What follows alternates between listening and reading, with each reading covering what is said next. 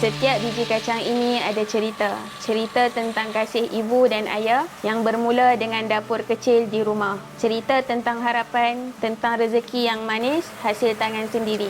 Saya cuma meneruskan perjuangan mereka, menjadikan Bepang warisan keluarga kami sebagai satu jenama yang dikenali ramai. Saya Siti Aisyah Humairah binti Muhammad Fairuz, usahawan di bawah program pusat Pemprosesan, Pembungkusan dan Pemasaran, Kementerian Pertanian dan Keterjaminan Makanan. Inilah kisah kejayaan saya.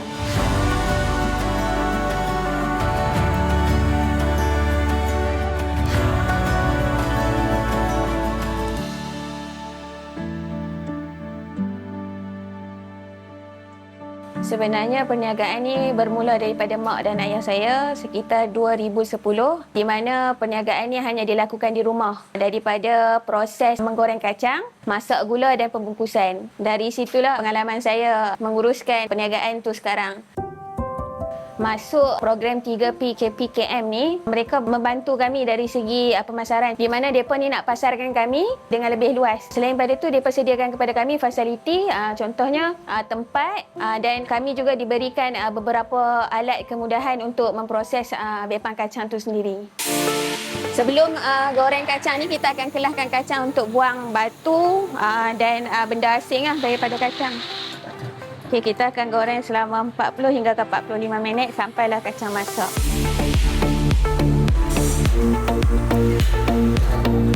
Selepas tu kita akan sejukkan. Kita tak boleh bubuh dia dalam tong panas-panas, nanti dia akan jadi lemau.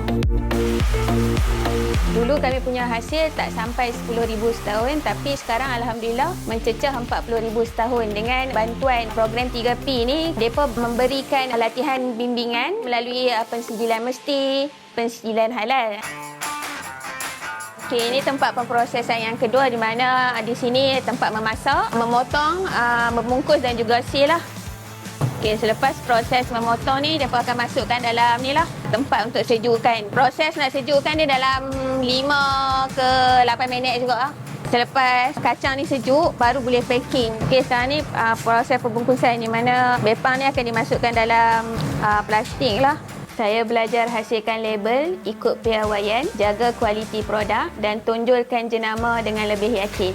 Selepas pembungkusan, kita akan seal lah. Selepas seal, kita akan masukkan terus ke dalam bekas pembungkusan.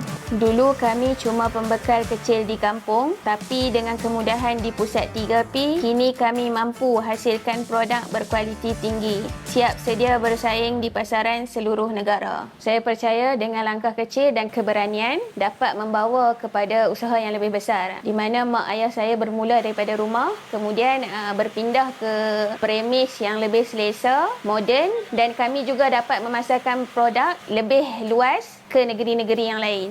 Inilah bukti, dengan bimbingan yang betul, usaha yang kecil mampu menjadi lebih besar. Terima kasih kepada Kementerian Pertanian dan Keterjaminan Makanan KPKM dan MADA yang menyediakan kemudahan serta bimbingan melalui Pusat Pemprosesan, Pembungkusan dan Pemasaran 3P.